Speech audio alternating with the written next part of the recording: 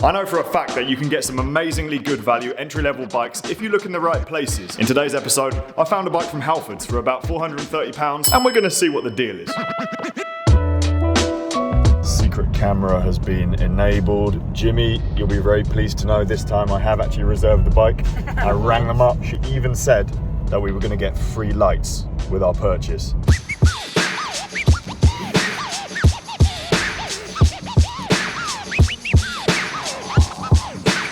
We already paid for it, so they should just give it to us. I didn't bring ID. If you bring it back to ourselves, we have quite high labour charges, whereas we do something called cycle care. Now, cycle care is £20. Another successful mission. They didn't suspect a thing. It's got disc brakes. I know. This is awesome. It looks amazing as well. It feels quite light. Here we go. Our new Carrera Vanquish. Size M, carbon fork, alloy frame.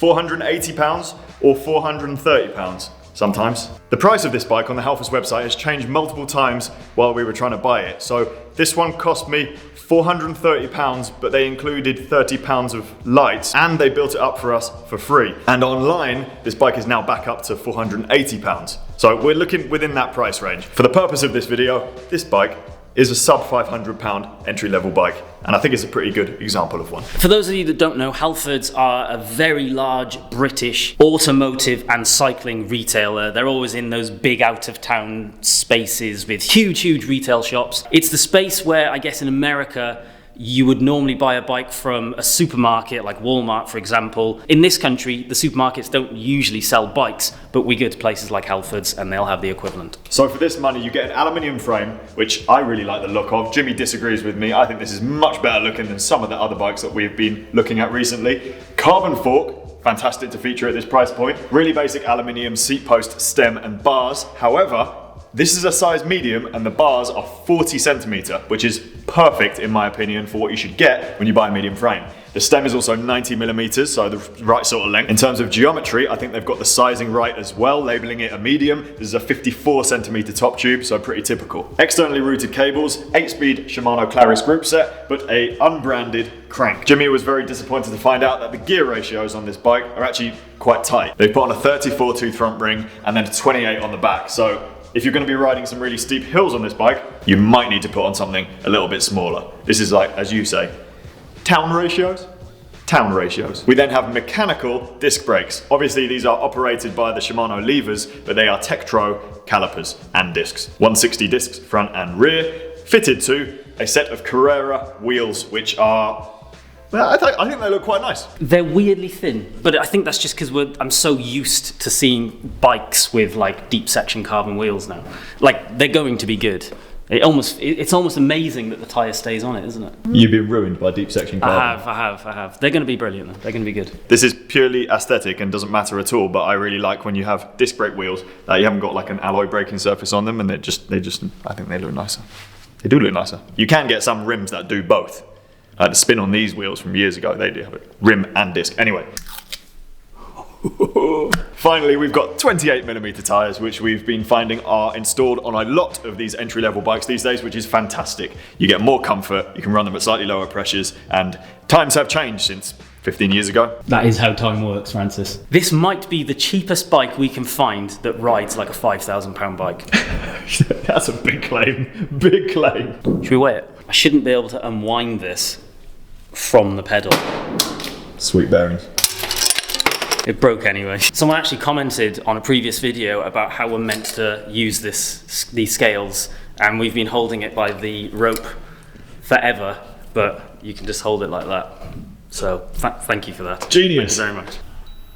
10.43 kilos. That's under what it says on the website. In terms of the setup, they set the bike up perfectly. Everything's straight, everything's tight. Handlebars are probably a little bit too high, but it probably actually make it more comfortable. And the guy in the shop was mint. He told you about servicing options, which you obviously didn't go for, but I actually think they're quite good. He said that they were very expensive, but if you compare it to, I was going to say a proper bike shop. If you compare it to an independent bike shop, the prices are actually half the price.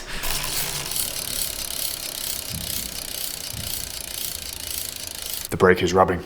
The wheel is just not very true. But as we discussed in previous episodes, the industry standard for how true a wheel has to be to sell it to someone is actually not that true, particularly when disc brakes are involved and there isn't even a braking surface on the outside. So here's what it is. Tiny bit of cable tension was needed, but we'll let that slide. Everything is okay except for the fact that disc brake is rubbing a lot, so we're going to fix that before we go outside. Are we going to go ride it then, or what?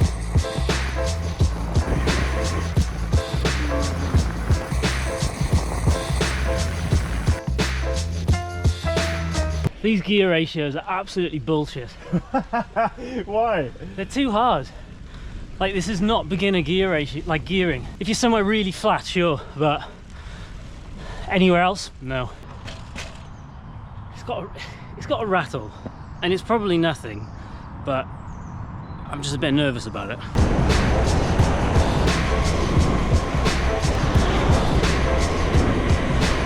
I'm not gonna lie, that feels horrible descending. It really does. The back end was sliding around all over the place. I thought I was going off the road. You can't use the drops because they're a stupid position or stupid shape. Sketchy, very sketchy. The shifters are very comfortable, being that they are, what are they, Shimano Claris? Yeah. Very comfortable, as you would expect. Shimano Claris, the cheapest Shimano group set that features a proper STI lever with a nice paddle underneath, so you can reach it all when you're on the drops. Considering it's a size medium, which is technically a size too big for me, the reach is actually quite good. So it's quite a good ride-in position. It doesn't feel too long like I thought it was going to. It's a little bit too long, but like marginally. So I think it'll suit a lot of people because the position will not be too aggressive or too long or too horrible. Fuck, their arms up.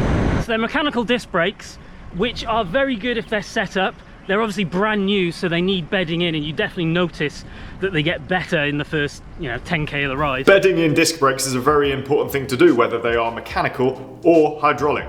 Basically what it means is squeezing the brakes quite hard, numerous times, so some of the material from the brake pad transfers onto the disc rotor and then they work together much better. So your brakes are going to feel stronger once that process has happened. You can either do it by going out and riding, like stopping from 15k an hour-ish, right down to walking pace without locking up your brakes, and then doing it from a little bit of a faster speed, kind of 25k an hour. Some people absolutely swear by doing a proper protocol for bedding in their brakes, but I mean, today's ride definitely did the trick for us. They work really well. I don't know how they would perform in the wet, but in dry, normal riding conditions, they're great. Did it shift nicely when you were outside? Yes. Better or worse than micro shift? I would say that the microshift feels more solid. I kept feeling like if I was putting power through the bike, it was going to clunk around all over the place. I wasn't very confidence inspiring. The shifters feel and function great. I think the rear mech is maybe a little bit suspect. I know that's surprising to say, but I think microshift is actually really good. Jimmy keeps mentioning microshift. That's a group set that came on a bike we bought from Decathlon about a week ago. I'm going to put a link to that video down below. It was a lower price point than this bike, but in pretty much every category, it's been better, except for looks and the fact that this bike has a replaceable mech hanger, which is a very important thing. The Carrera has more potential than the Tri-Band bike. It's got calipers for disc brakes, meaning you could put hydraulic brakes on it if you wanted to. It looks good. It's got that kind of like aesthetic that you want to ride, where in my opinion the Tri-Bands doesn't look as nice. If you changed a few things on the Carrera, I think you would end up with a perfect bike. This bike has also got a replaceable mech hanger, unlike the Decathlon bike, which is a massive bonus. So it's essentially a small piece of metal that bolts to the frame. It's made of soft material, so when you crash, if you crash or you lean your bike on the wrong side, your derailleur, all of your rear gears are bolted to the hanger, which will bend, and then you can replace that instead of bending your frame, which may in fact write it off completely. Massive plus compared to the Decathlon bike that we tested. The shape of the bars is atrocious. You like, for me, they are completely and utterly unusable as drops. The reach on them, however, to the shifters is quite good, so there's at least that saving grace.